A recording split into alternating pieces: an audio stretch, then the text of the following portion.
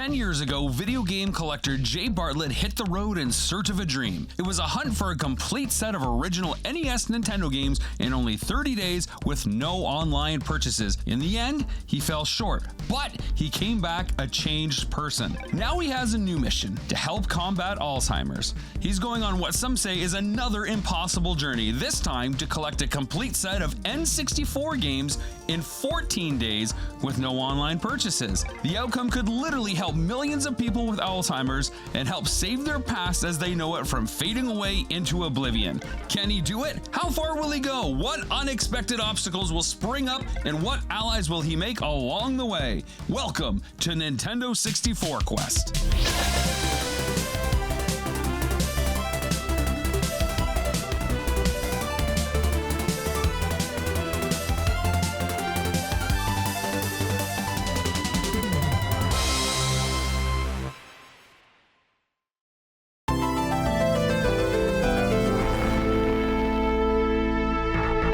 I don't think we can have a conversation about the Nintendo 64 unless we also talk about the 1990s, because the world was very different than it is now, not only when that console dropped, but in the years leading up to it, especially for Nintendo. After almost 5 decades of Cold War, the Soviet Union dissolved and East and West Germany reunified. We were a decade into the MTV era, which saw the rise of grunge and hip-hop. It was the infancy of internet and web browsing, and the Fox Broadcasting Company, after being on the scene for just 5 short years, dominated Saturday morning and after-school kids blocks. In the world of video games, things were more contentious than ever. As the calendar turned from the 80s to the 90s, Nintendo and Sega were head-to-head in what's been dubbed the console wars, which saw Nintendo's NES lose market share to Sega's Genesis or Mega Drive console, only to regain market share with the Super Nintendo. From there, Sega introduced the CD-ROM component, the Sega CD, their 32X attachment, and launched the Sega Saturn 4 months earlier than expected and without telling retailers in North America. Nintendo, despite the success of the SNES console, needed to continue the video games arms race. They tried to develop their own CD-ROM attachments, first with Sony, dubbed the Nintendo PlayStation, then with Philips. Both partnerships blew up in Nintendo's face. The former allowed Sony to develop and eventually release their own console, the Sony PlayStation, in 1995. The latter deal with Philips kinda went nowhere, but allowed Philips to release original Mario and Zelda games for their own CDI-based console. Also, many other competitors started or continued to siphon market share from Nintendo during this time period, including Hudson Soft's PC Engine, aka the TurboGrafx-16, the 3DO, and the Atari Jaguar. Sometime in 1993, though, Nintendo started to develop Project Reality, which was soon renamed the Ultra 64, a cartridge-based system that was the world's first true 64-bit console. The name was changed once again to the Nintendo 64 and was set to launch in May 1995, but after hardware delays and the need for more third-party software options, the release was pushed back and staggered across the world, with it dropping in Japan in June of 1996, followed by North America on September 29th, 1996, and finally in Europe and Australia on March 1st, 1997.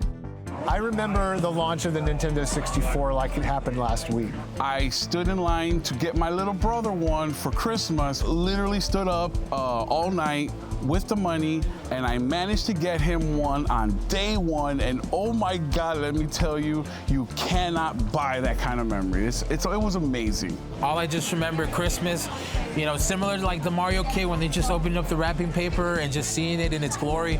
That's when I thought what the launch was. The hype around the N64 was real, and I just remember at Montgomery Words they had videos playing and like all these like sneak peek images, and I just remember it really excited me. We started from, you know, the humble beginnings of the SNES, and then now to see my favorite characters, you know, Star Fox, Mario, Link, now in a 3-dimensional space, it blew my mind as a kid. So you had games that went from a 2D plane or scaling sprite graphics turning into 3-dimensional objects. And that was very exciting for people because you had new kinds of games and new kinds of movement that you hadn't seen before. It was kind of like the Wild West of 3D in those days with the 64 coming out and obviously Sega Saturn. And the Nintendo 64, I know it was just, there's so much hype about it being a 3D powerhouse. This is the future of video games, it's 3D. That was the system to have. That was the system that could not be beaten. And that was the system that I think everybody had to have at that point in time. That console took a massive leap for the industry. We felt like we were on the cutting edge, like we were modern. I remember the commercials. I remember getting those promotional VHSs. It was just such a moment in time. It felt like a huge event. What was really important with the 64, I think, for me, is it brought Nintendo into that era. I was at the trade shows when Super Mario 64 was first shown to the universe. Oh my goodness, it was a huge revolution, and we'd never seen an action platformer like that. It was a Mario game, so you knew it had to be quality. With Mario 64, it was the first time where I felt like you could truly take on that avatar and move within that space. I couldn't even tell you the first time I even played a level in that game, because I just remember spending so much time swimming in the river and the pond and everything, and just jumping off of trees all day. And when you play Mario 64, you're exploring a whole universe. It was just that fun experience to where, oh, I can do whatever I want to do, how I want to do it. Everything was just absolutely fantastic about it. I think it's undervalued. The console pushed boundaries in many ways that doesn't get its credit. And one guy who agrees is Jay Bartlett. Jay's a passionate video game collector with obscure taste in games, but also has a deep love for anything Nintendo, especially the Nintendo 64. Console maker that I've always been drawn to, Nintendo. Nintendo. Many others have come and gone and done great things in the history of gaming. Nintendo has always been there. There's only maybe 1 or 2 times in gaming history when they haven't been great. And that was for like a split second. And then they got right back on track. This is my Pokemon 64 here. Look at that, look at Pikachu's even got the sticker still on it. Isn't that cute? My favorite is the Toys R Us exclusive Gold N64. Look at this thing sparkle and shine. What a thing of beauty. The N64, the first thing that comes to my mind is our friends, our closest friends, the time we spent together playing that system. That just hundreds of hours doesn't even begin to describe it. Just genuine fun, genuine camaraderie. None of us wanted anything more than just to be together in that room. There is no cooler box art for controllers out there than the old school 64 with the Electronics Boutique sticker, by the way. So we have the controller, the Rumble Pack, the expansion pack. I actually got this for my birthday a couple years ago. Check this out. This is a not for resale demo copy of one of my favorite games, Perfect Dark. You don't see that too often. Very cool. Collector's edition of Ocarina of Time. This is the gold cart version. Resident Evil 2 on the 64. Again, not a lot of people know that there was a Resident Evil on the 64. There was only one, and for whatever reason, they pulled out number 2. 10 years ago, Jay was the subject of a documentary called Nintendo Quest that saw him try to hunt down all 678 NES Nintendo games in 30 days with no online purchases. Everything had to be done in person. Now, he wasn't able to do it in the 30 days, but he did complete his collection 8 months later and came back loaded with insight and wisdom thanks to the journey. You have to want it bad enough to give up a lot in your life. And that sounds ridiculous because we're talking about Nintendo games, but really if you want it bad enough, you'll get it. Now he's back on the hunt, but this time it's for a complete N64 collection. That's 296 games, and this time he only has 14 days, and again, no online purchases, everything in person. We want to complete the library. We don't just want to hand pick out the ones that we think are great, and that's all subjective, right? So you got to get them all. All the North American retail releases, that's what we're going for. Moreover, he's only got 20,000 Canadian dollars, which works out to about 15,000 American dollars. And this time, Jay's not hunting for his own collection. He's hunting on behalf of everyone affected by Alzheimer's. We're an organization that serves both people living with dementia and care partners, as well as the general public. So having a dementia diagnosis can be devastating, particularly that initial diagnosis, but it's knowing that there's so much more, and that's where we can help. The services we provide are both one-on-one counseling, support groups, education to both people living with dementia and care partners, but also service organizations, the general public. There's so many people that want to know about dementia just because of the rise in it and the aging population. It's a disease that currently there's no cure for, and there's no way of preventing it. We need to raise about $2 million a year, just over $2 million a year, just to keep our lights on, and our community allows us to do that. I think it's pretty incredible what Jay's doing, and very innovative. We've never had a fundraiser like this before. Gaming must be something he's got some knowledge of and has a passion for, so being able to use that to make a difference is significant. Over the course of the last few years, I lost Mom to Alzheimer's and dementia. And to say losing your mother is hard is, I mean, I can't even describe it. To watch somebody fade away into nothing, it's the worst experience or disease I've ever encountered. So all the games that we get are going to be auctioned off, and every single penny is going to the Canadian Alzheimer's Society. And with only 14 days, Jay's really got to plan things out. So in order to maximize results for Alzheimer's, Jay's going to break his journey into 3 phases. Phase 1, Jay hunts for 5 days, all across southwestern Ontario, Canada. Phase 2, he hunts for 4 days, likely expanding his search into the US and the Great Lakes region. And then Phase 3, he hunts for 5 days again. And this could take him anywhere in Canada or the USA, anywhere his journey needs to go to find success. By splitting up the game hunting into 3 chunks, Jay will be able to pivot his focus and adapt his plans as necessary. It's an interesting journey to see these games 30 years later being purchased and collected for a great cause. People see that 296 game count. I can collect all those. I can do this. I live through him a little bit when he's out there buying games. I've been through it myself. You're gonna have to find a lot of great game stores who have some great inventory. Nintendo 64 is still super hot. I want to see them found, and I also want to see just how expensive that they could get. In 14 days, that sounds pretty insane. If he has 48 hours left and he still has got 10% or more that he still has to get, including rare items, nervous time, my friend. Definitely nervous time. Can he do it, or did he fail? And either way, it's going to be entertainment. And I think whatever happens at the end, it'll be entertainment watching it, and I can't wait to see it myself. I wish him luck.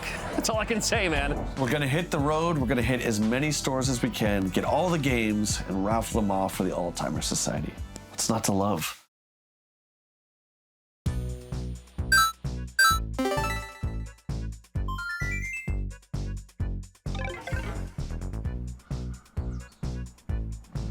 Here we are, man. Day 1, Nintendo 64 quest, GameCycle. How fitting.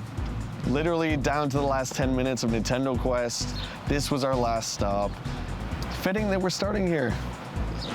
Dude, I'm nervous. I'm not gonna, I'll loosen up as we go, but I'm friggin' nervous. Budget, days, goals.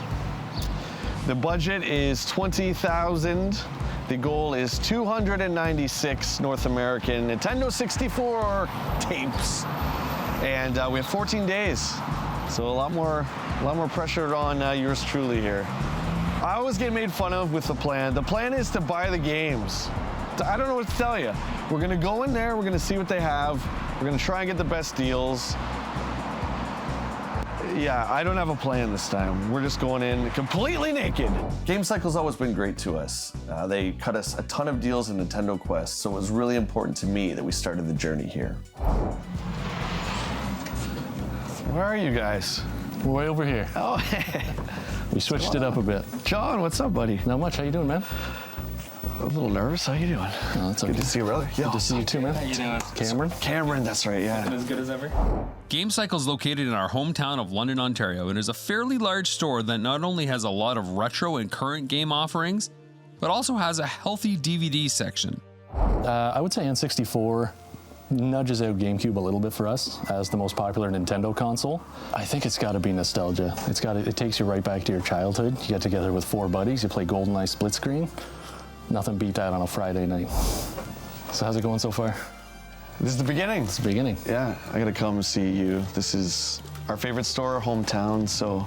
Perfect. I appreciate it. We always love to see you guys. We're gonna check stuff out. Okay, so we're looking for N64 this time. That's what we got right here. We got it for a big reveal. I'm gonna let Cameron do a nice big pull on this guy. There you go. Oh, wow. That's what I got so far. Watch it do like it's not very impressive. I mean, that's pretty impressive. There's a lot. It's not bad. There's some good titles there. There's a lot more in here, yeah. Man, when they pulled back that cover, my heart rate went through the roof. There was just so much to absorb. Now we know the quest has actually begun. Okay. Now we don't have to do box, thankfully. There you go. I don't have as much box as I do loose, but. I mean, we can't get Conkers on day one, can we? The first store? Can we do that? That's probably the best one I got at the moment. Dude, that's pretty, we were just talking about that one.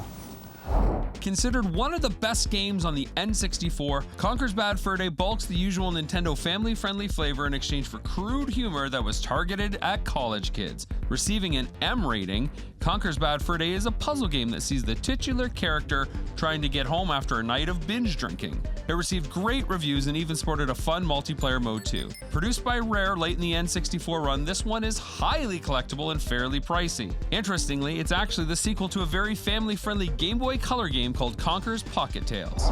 Conker's Bad Fur Day is part of the top 25 rare and pricey games for the Nintendo 64. Here are the rest of the top 25 games Jay's gotta get. Nabbing all of them for good prices will be crucial to Jay's mission. To make matters worse, a lot of these top 25 games were exclusive to Blockbuster Video, meaning you couldn't buy them at retail, you could only play them if you rented them from Blockbuster.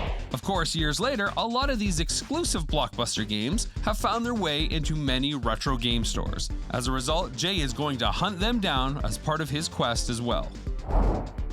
So everything, they're not. Nope, this is all I got at the moment. So the ones with the boxes, obviously are with the boxes. You're not separating. Oh my God, $349. Yeah, I guess not. I mean, I have two of them, so if it's one you really need, we can talk separating it out, but I'm willing to work with you. So some of these I haven't actually laid eyes on for a long time. Yeah, some of them are ones we see all the time. We had a collector come in and drop off a pretty nice collection not that long ago, so worked out pretty good. Yeah? Because N64 has been pretty sparse for us in the last few months. So and the prices have gone up. They have. Just in time. So you got a lot of the big ones, obviously Smash Brothers, Mario Golf, Donkey Kong. Were these set up in any particular order, or are you just kind of? Nope, they're just kind of randomly in there. As you can see, I've also got a copy of Donkey Kong there. So right away, there's a lot of huge, big, well-known titles, which is great because with only 14 days, I need to get everything that I can. And these titles in particular are gonna cost me a lot of cash. And it's only the first day. Like seriously, you guys have a lot of the huge ones. Mario 64, Diddy Kong, Banjo, Ocarina. That's right, all the Perfect N64. Dark, Quest Over. The N64 staples. Yeah, yeah. And this was all from one collection, you said? Most of them were from one collection. Obviously, someone didn't have that many copies of Donkey Kong, but usually in our business, once we start seeing a few, then it builds and builds because people will trade towards getting a different ones. Right, right. The more we have, the better always is what I see. So what do you think? Cool reveal. And the flowers are still standing. I like that. What am I thinking? I'm thinking he's got a lot of... He has some of the rare ones, right? One particular Conker, but he has a lot of the big ones, right? Do you know what's funny? In all honesty, I didn't even look at the prices. Dude, I'm not even lying to you. I looked at Conkers as $199. I didn't even look. I was so like excited. I was so excited to see. You have a limited budget. I was so excited to see that many 64 games. I know John, he's a good dude, and I know we're gonna get a deal. So my gut is just like, I'll take them all.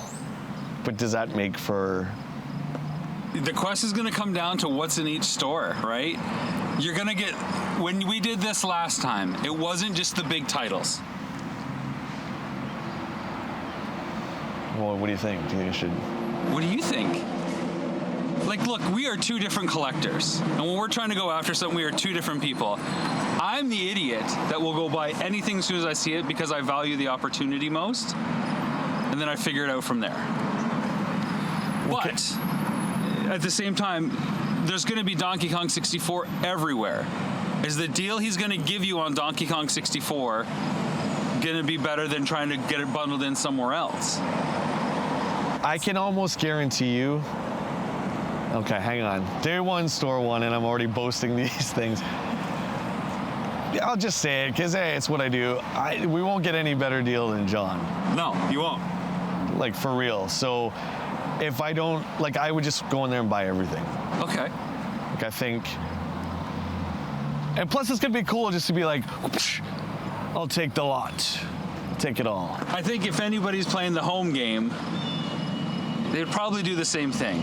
At least they'd get like the hardest possible ones. But like John said, these are all not in, like, they're in short supply. He hasn't had a lot of N64 stuff. So the funny thing is, John had that cover over the cabinetry, not just for like a big reveal, to stop other customers from poaching before you got here. Because he knows, like any game store knows, if they're out there, they're gone. So I'm not saying they might not be around if we loop back at some point. Oh, no. No. Again, you got to go with the gut. Yeah, we're looking to do this with a fixed budget. Obviously, we want to get the best deal to save money. We know him. This is our hometown, and I would love to support GameCycle. Yeah, I just want to take a look at Tony Hawk. The official final game. 69. Okay,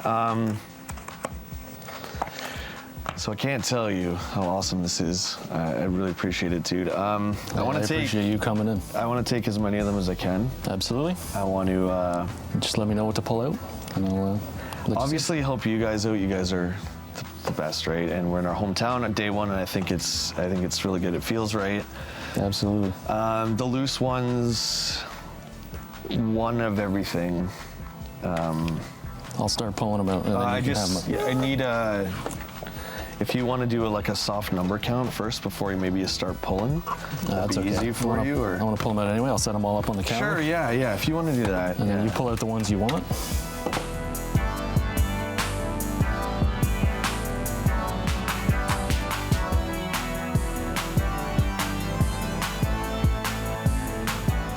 Do you know that the very first video that we ever did was us shooting a pickup video for this when it came out May 2000? That's awesome. Rob and I, we got up early, we went to our mall, we went to EB Games, and everyone was looking at us like we're complete idiots. What are you doing? We're like, we're shooting us getting the game. They're like, why?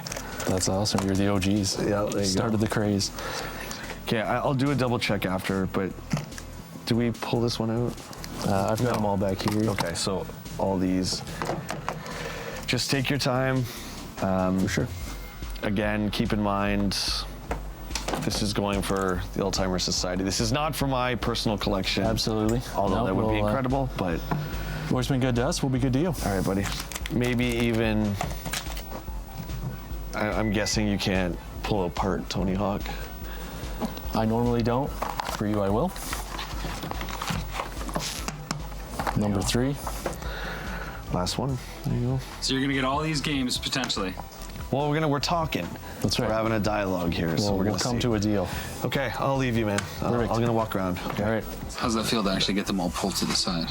That familiar feeling. I'm nervous. I have a really good feeling, though. A really good feeling. There's so many great games there.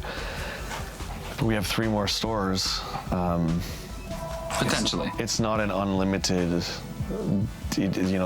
a limit on the debit card for each day, right? So we'll have to see what John says, but he's a good dude, man. This store is awesome. I have a good feeling.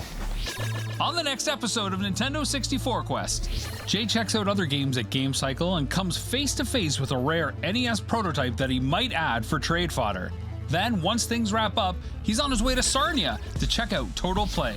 All this and more on the next episode of Nintendo 64 Quest.